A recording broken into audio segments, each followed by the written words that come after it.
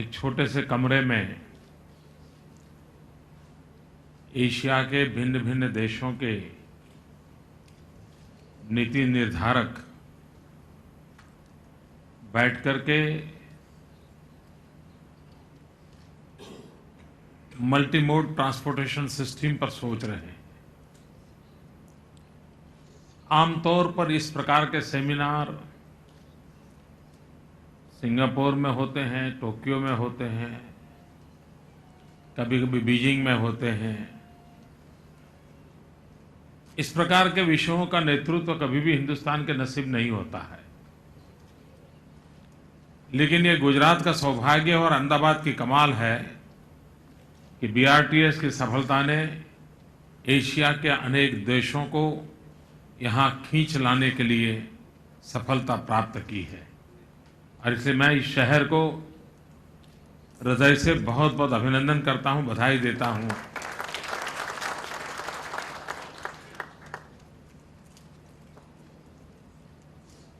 जब गुजरात में भयंकर भूकंप आया,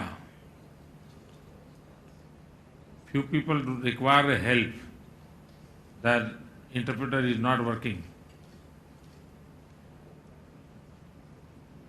so we'll have to help them.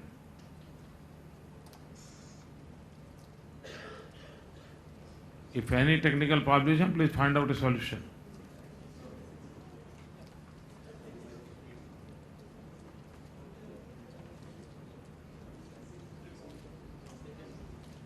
You need to set it at 650, please. Is it okay?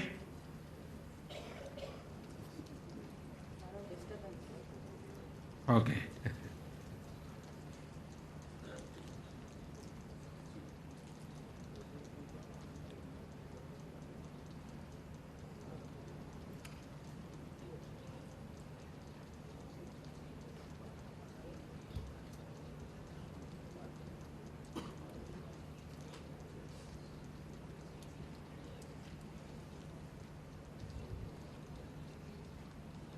और आज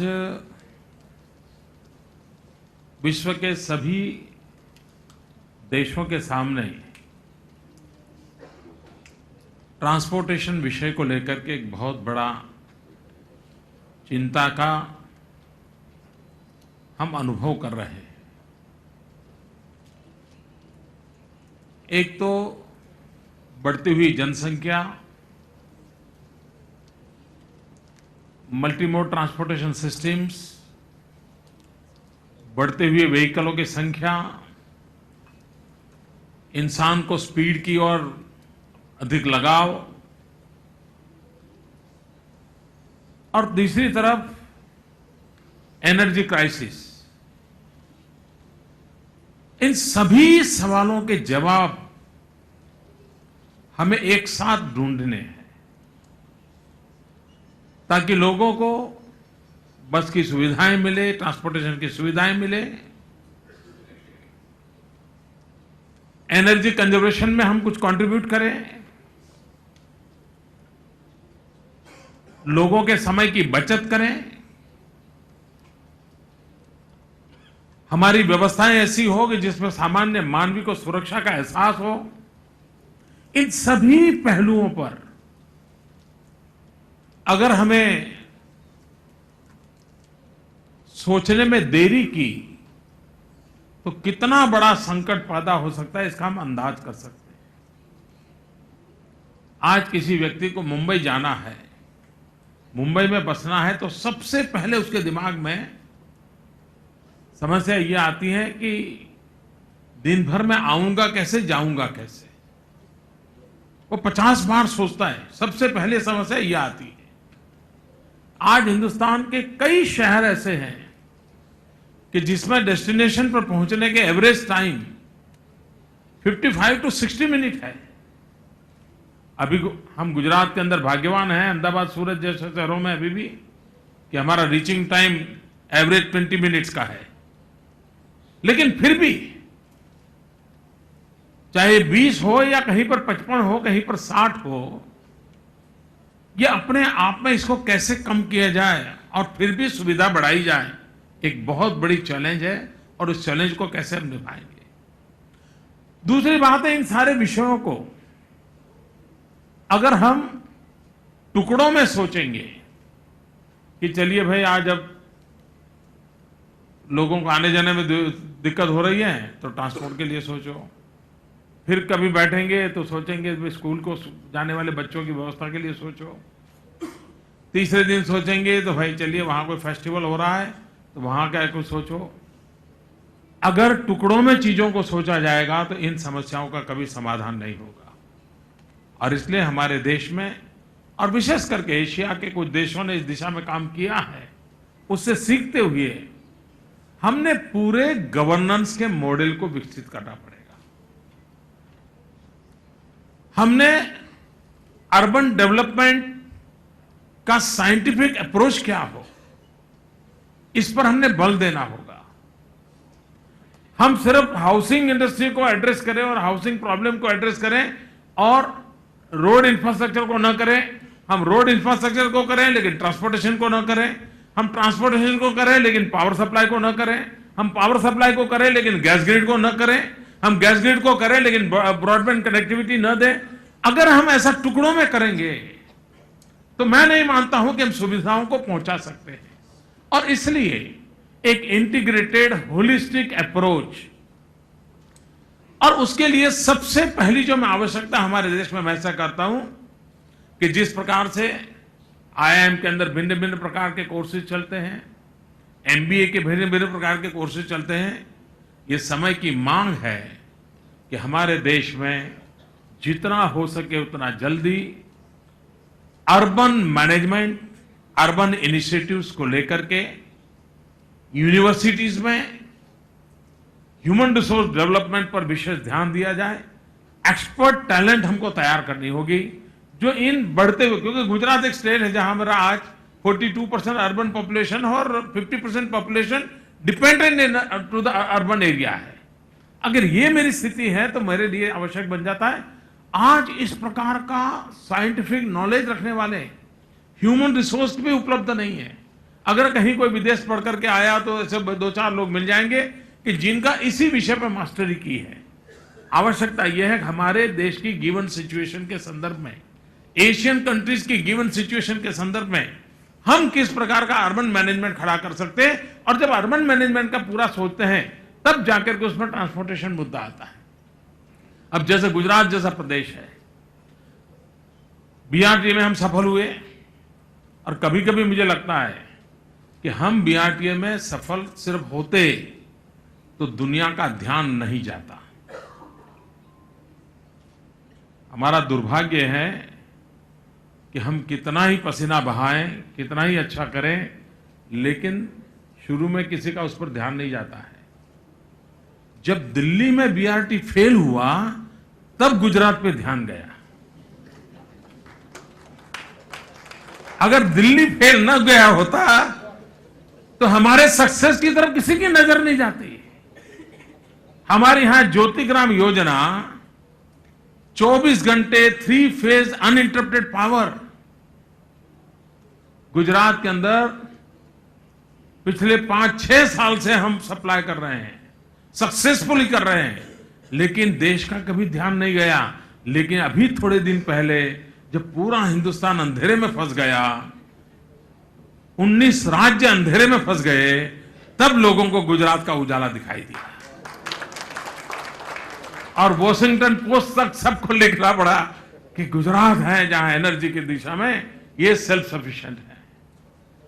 तो ये दिल्ली में बीआरटीएस फेल गया, तब जाकर के गुजरात के, अहमदाबाद के बीआरटीएस प्रोजेक्ट की सफलता की तरफ दुनिया का ध्यान गया।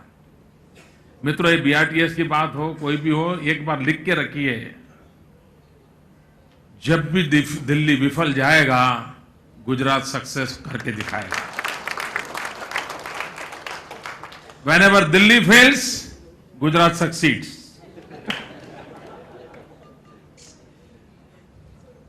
और हम सफलता की दिशा में, सफलता की ओर लोगों को ले जाने के पक्ष में हैं।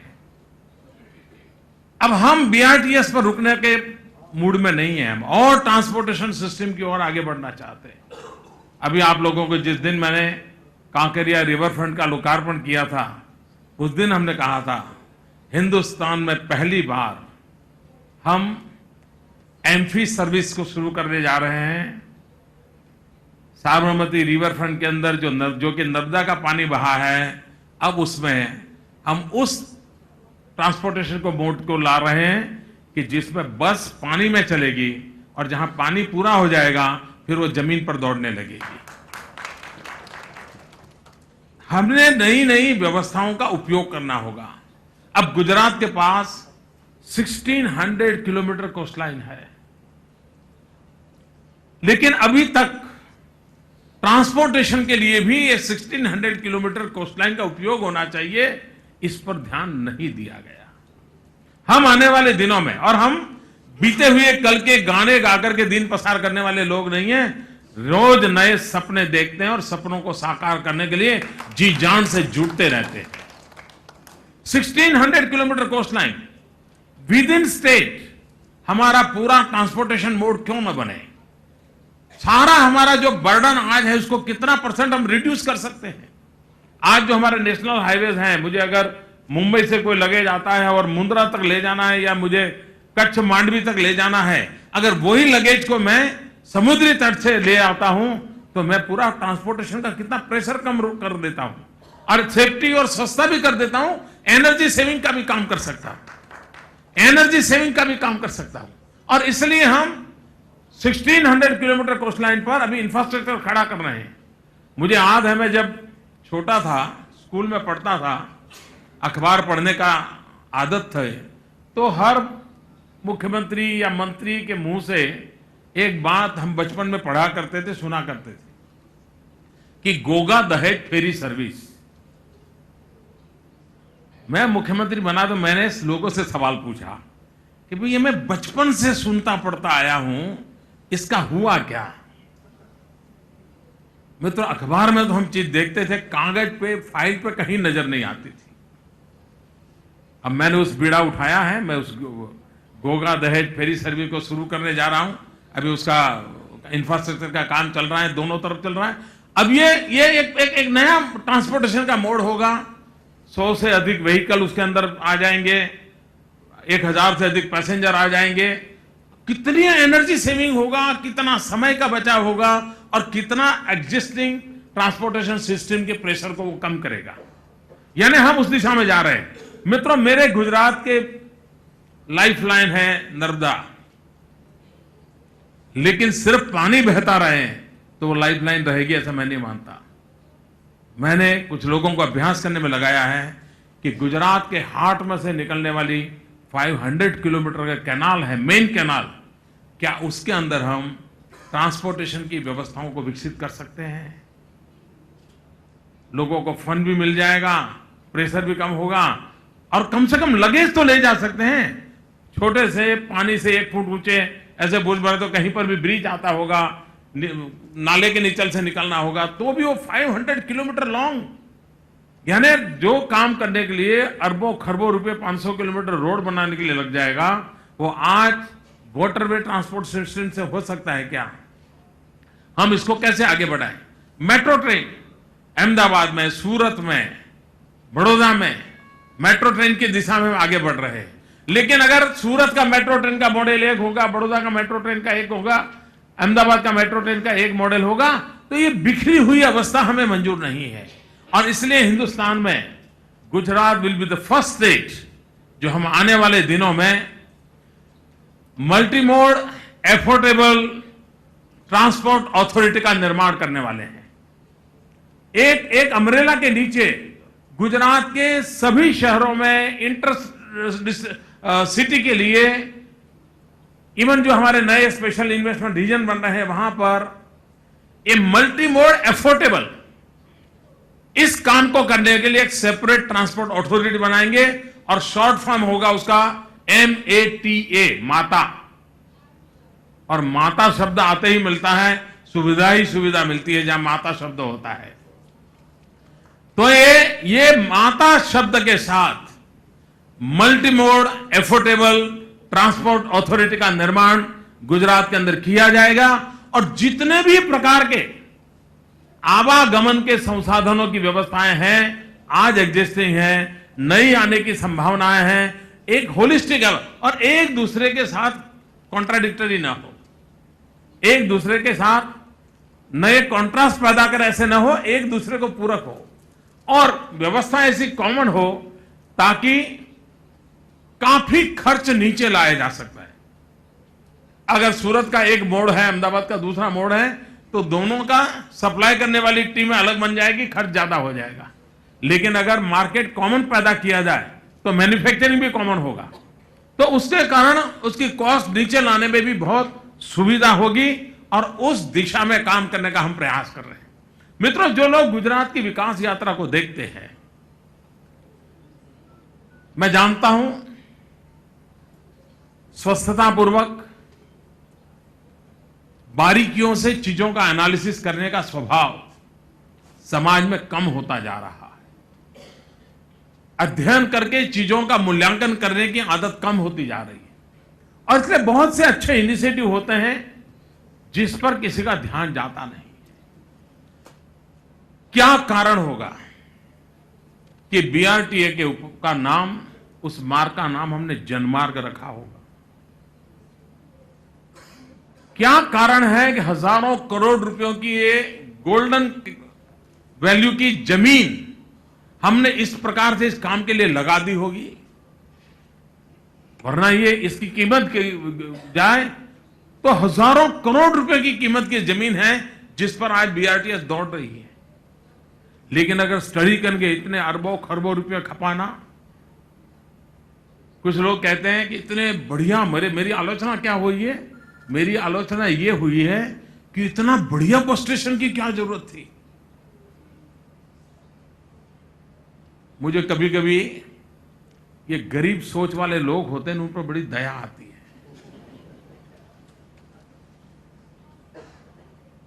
सामान्य मानवी के लिए अगर अच्छी सुविधा होती है तो लोगों के आंख में चुभने लगती है, लेकिन अरबों खरबों का एयरपोर्ट बन जाता है तो लोगों की आंख में नहीं चुभती है। एयरपोर्ट अच्छा क्यों बना, कोई सवाल नहीं पूछता है, लेकिन बस स्टेशन अच्छा क्यों बना, हमें सवाल पूछा जा रहा है। क्या सामान्य मानवी के लिए अच्छी सुविधा नहीं होनी चाहिए? हमें इसके लिए क्वेश्चन किया जाता है। और ये कुछ लोगों की मानसिक दरिद्रता होती है। और मुझे एक कथा बराबर याद रहती है, बहुत सालों पहले की घटना है और सत्य घटना है। मैं महसाना के प्लेटफॉर्म पे खड़ा था और वहां पर भीख मांगने वाला एक इंसान अपने हाथ के अंदर, किसी ने ब्रेड दिया होगा तो ब्रेड ऐसे डुबो डुबो करके खा रहा था और बड़े चाव से खा रहा था। मेरी यूं ही नजर गई, मैंने देखा उसके हाथ में कुछ है नहीं, तो ये ब्रेड जो है उसको ऐसे डुबो डुबो कर कैसे खा रहा है। तो मेरा मन कर गया उस गरीब आदमी के पास जाके मैंने पूछा, मैंने कहा भैया तुम ब्रेड खा रहे हो, तेरे हाथ में तो कुछ है नहीं, ये ऐसे बराबर डुबो डुबो करके क्यों खा रहे हो? तो उसने मुझे जवाब दिया, उसने कहा साहब ऐसा है, अकेली ब्रेड टेस्टी नहीं लगती है। तो मैं मन से सोचता हूं कि मेरे हाथ में नमक है और नमक के मैं डुबो करके मैं उसको खा रहा हूं। मैंने कहा यार कल्पना ही करनी है तो सीखट की कर, नमक की क्यों कर रहा है? लेकिन वो गरीब आदमी, उसका कल्पना दारिद्र्य इतना था कि वो उससे बाहर नहीं जा सका। मित्रों, आप गुजरात के अध्ययन करेंगे तो देखेगा कि जो गरीबों की भलाई के काम है उसको ऊंचाई पर ले जाने की हमारी सोच है। हमने ज्योतिग्राम योजना क्यों की? सामान्य मानवी को 24 घंटे बिजली क्यों नहीं मिलनी चाहिए? अमीर को तो अपने घर में जनरेटर लगा सकता है, गरीब के घर में स्विच ऑन करने से बिजली मिलनी चाहिए। उस गरीबों के प्रति लगाव का परिणाम है कि ज्योतिग्राम योजना ने जन्म लिया। 108 क्यों आई? किसी अमीर को अस्पताल जाना है तो उसके लिए 50 एम्बुलेंस घर के सामने खड़ी हो जाएगी, हेल्थ केयर करने वाला पूरा कॉन्वॉय उसके घर आ जाएगा। सामान्य आदमी बीमार हो तो कहां जाएगा? और उस पीड़ा में से, उस दर्द में से 108 सेवा का जन्म हुआ और आज गरीब से गरीब व्यक्ति 1 रुपया का खर्च किए बिना 108 अपने घर पे बुला सकता है और उसको आगे ले जा सकता है। अभी परसों हमने एक कार्यक्रम को समर्पित किया। हिंदुस्तान में पहली बार ऐसा कार्यक्रम हमने दिया है, खिलखिलाट।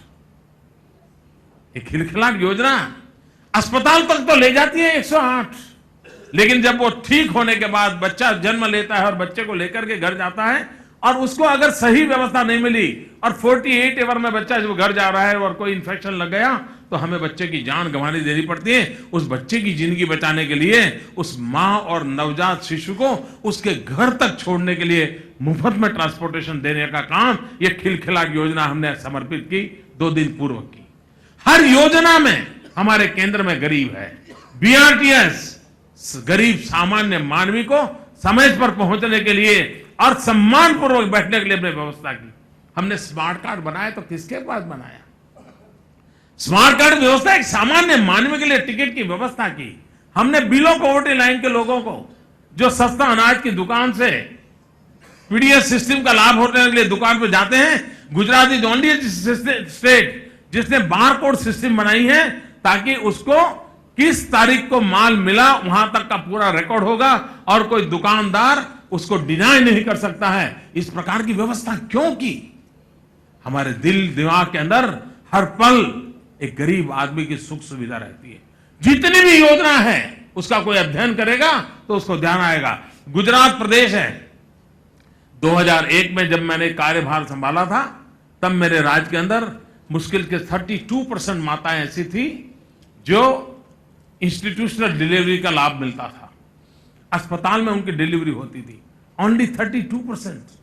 भाइयों बहनों, गरीबों के लिए योजनाएं बनाई, चिरंजीव स्कीम लाए, सरकार ने हिस्सा लिया, पब्लिक प्राइवेट पार्टनरशिप को मॉडल लाए, नई व्यवस्थाएं खड़ी की और आज मैं गर्व से कहता हूं कि मेरे राज्य के अंदर करीब 96% इंस्टीट्यूशनल डिलीवरी होती है। गरीब माताओं की प्रसूति अस्पताल में होने लगी है, यहां डॉक्टरों की मदद से होने लगी है। यह स्थिति हम लाए क्यों?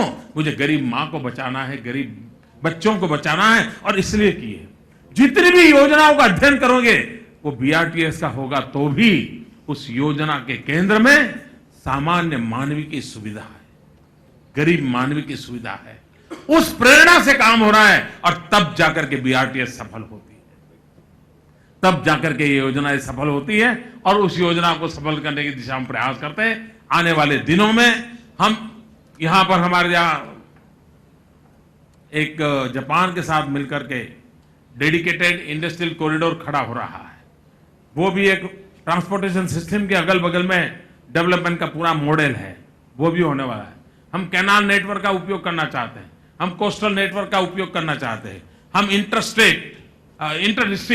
इंटर डिस्ट्रिक्ट का ट्विन सिटी का प्लानिंग करने जा रहे हैं जिसको ट्रांसपोर्टेशन सिस्टम प्राथमिकता से जोड़ना चाहते हैं। यानी इतने विषयों के इनिशिएटिव दिमाग में भरे पड़े हैं जिसको धरती पर उतारने के सपने लेकर के काम कर रहे हैं। उसमें ये जो एशिया की कॉन्फ्रेंस हो रही है वो एशिया की कॉन्फ्रेंस हमें भी नई दिशा और दर्शन देंगे, नई शक्ति देंगे, नए विचार देंगे और उसको लेकर के हम इस शहर के सामान्य मानवी की सुख सुविधाओं में और अधिक बढ़ोतरी कर पाएंगे।